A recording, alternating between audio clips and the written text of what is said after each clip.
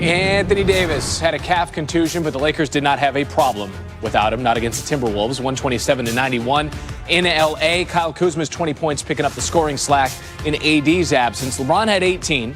Karl Anthony Towns didn't play for Minnesota because of a wrist problem. Is the largest margin of victory for the Lakers since they beat Cleveland by 55 in 2011. Lakers could be even more shorthanded tonight, though. Coach Frank Vogel saying that both LeBron and Alex Caruso are questionable against Portland. LeBron has an ankle issue. Caruso has a strained hand muscle. Vogel's been able to ease LeBron into this season. He hasn't topped 31 minutes yet as he's playing through the ankle that he rolled on opening night against the Clippers. New on SportsCenter, Nets guard Spencer Dinwiddie suffered a partially torn ACL. Last night's loss to the Hornets. He'll have surgery next week. He's 27 years old, coming off a breakout season a year ago where he averaged 20 points, team best 6.8 dimes per game. He was off to a slow start this season because he's seeing reduced minutes because Brooklyn is bringing in Kevin Durant into the lineup. But in clutch time, Dinwiddie's bona fides are there. I mean, it would have been another nice clutch weapon for the Nets. Over the last 4 seasons, he's made an NBA best 16 field goals in the final minutes of the fourth quarter or overtime. I've got game. All right, let's do some NBA West, Randy. Steph Curry and the Warriors looking for the first one of the season against the Bulls. Steph is able to, get open, knocks down to 3. He didn't knock down 105 in a row. He had that one, third player in NBA history to reach 2,500 career threes. Ray Allen and Reggie Miller, the other ones. Damian Lee knocks it in from the top of the key at 12, 4-5 from 3. The Warriors, they win. 129-128. Look at Steph. He's like, yes! Damian, yes! We won a game! Spurs, Pelicans, Zion et al. Brandon Ingram, not afraid of contact to the rim there. And one. He had 28 points, 11 rebounds, and the Pels take a lead over the Spurs. Spurs trailing by 3 final minutes. DeMar DeRozan blocked right there. Whoa. Nice help side from Eric Bledsoe coming around to block it from behind. Pels 98-95 winners over the Spurs. And this was the game. Clippers at home against the Mavericks. No Kawhi, hit in the mouth, 8 stitches. First quarter, Mavs up 18. Nicholas Batum turns it over. Trey Burke, steal, going the other way. Mavs work the ball around the perimeter, and Josh Richardson's going to sink the 3 eventually.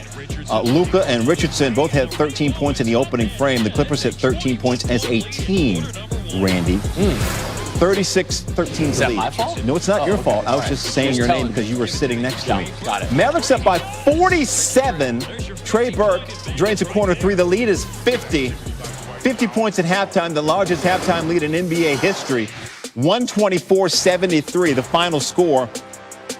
So you're telling me they didn't make up any ground after halftime? That's what I'm pretty saying. much, yeah. That's what the numbers say. Yeah. The franchise worst loss at home, 51 points. On the other side, the Mavericks became the first team in NBA history to outscore an opponent by 50 points over a 2. By Lexus, all Lakers, 127-91. The second consecutive game, they shoot 56%, 13-35 from 3, 32 assists. They did it all, and of course, the number 1 bench in the league does it again for 58 points. 18-9 for LeBron, just 26 minutes. He's speaking with Mike in the media.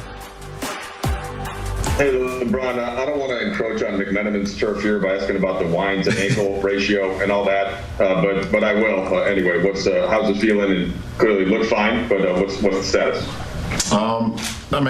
It's been better, but it feels pretty good. Obviously, tomorrow, once I go to sleep and lay down, will be the telltale sign of how good or how not good it is. So I don't want to say I'm looking forward to that, but we'll see tomorrow. I just wanted to ask you about playing with Marc Gasol, somebody with that hoops IQ and the way that he passes. He made some comments after the game about kind of the way that you see the game, like so few do. When you have 2 guys at the same time, like a little bit like you and Rondo last year maybe, what does that do and what have you learned about him early so far?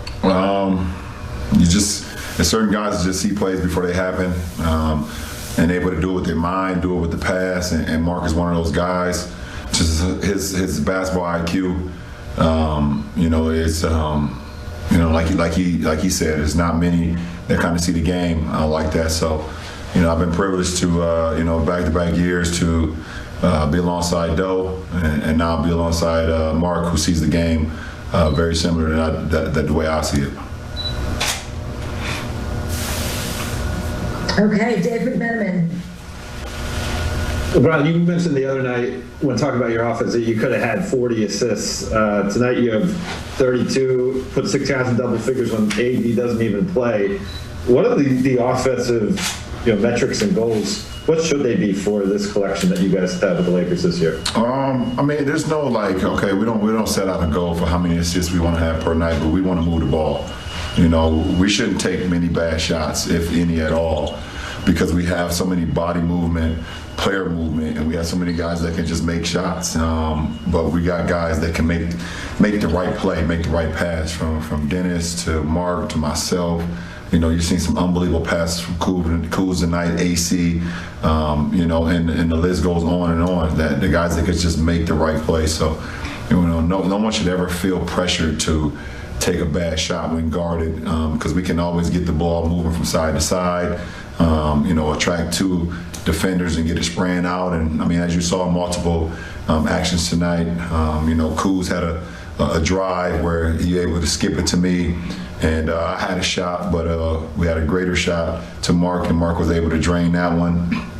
And then another instance where we moved the ball, shared the ball all the way around. KCP came off, could have fired a 3, but he hit Mark again at the top of the key, then went back door and got an and 1. So we have the ability to do some great things offensively. That's just not, it shouldn't be, feel pressure about it. Okay, Kyle Boone, please. Hey, LeBron. A couple weeks before the season, you shared on social media that you thought Kyle was going to be the breakout player of the year.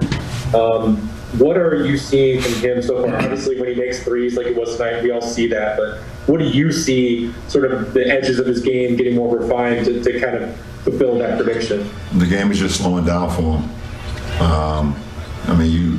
His ability to score the ball, we all know about that. His shot-making ability, either guarded or unguarded. But what he's done this year so far, what he did through our short training camp, and what he did actually, later in the postseason, you started to see that extra pass. He started seeing plays happen, and then, you look at the pass that he had to KCP in transition tonight. You see the dump off that he had to Trez for a dunk. He's just starting to make plays and see plays, that he didn't see, in his first couple of years, and that's all part of growth. I mean, he's in year 4, and the game is just slowing down tremendously for him, and he's going out there and just playing the game. Okay, Dan Mikey, please. Hey, LeBron. How adaptable is this team going to have to be this year with guys kind of being in and out for whatever reason? And how adaptable do you think you guys look tonight? It seemed like nobody tried to do too much is kind of the takeaway. Yeah, that's going to be our identity. No one should ever feel like they need to do too much. Like we have so many players that can go out and make plays, so no one should, like I said, no one should ever feel pressured to go and do too much. We are a ball movement team. We want body movement. It's great energy behind the pass. And then when you have that movement, everyone feels comfortable. Everyone feels like they're a part of it. So we want to continue that throughout the whole season. And no matter who's in the lineup, no matter who's out of the lineup, we still want to play Laker basketball. Okay, we'll just take a couple more questions. Jovan Buha, please. Hey, LeBron. Heading into the game, Frank had said that defense had been a point of emphasis after the first 2 games. You guys had a season-high 14 blocks tonight. I'm curious what you thought of the performance, especially the rim protection. We just took it to heart. We want to be one of the best defensive teams in the league, if not the best, and we took that to heart. After our first 2 games of the season, we wanted to get our percentages down. And I thought we played swarming defense tonight against a team that can score. No matter who's out there for them, they have guys that can score. So, we took that to heart. What coach and coaching staff wanted us to go out and do, and I think we executed that. Okay, Kari Jones, please. What's going on, LeBron? What's going on? What does wins like this do for the team? Like, does it give you opportunity to kind of do different lineups to see what works? Because I know it's still early on in the season. It's still early in the season, and we have the ability to play a lot of different combinations with our lineups, and a coach has the ability to play different guys and play a lot of guys. We have a lot of guys that's deserving of minutes, So whoever out on the floor at that particular time is going to play Laker basketball, and that's all we ask of each other. We're going to hold each other responsible and hold each other accountable. So tonight was an example of that.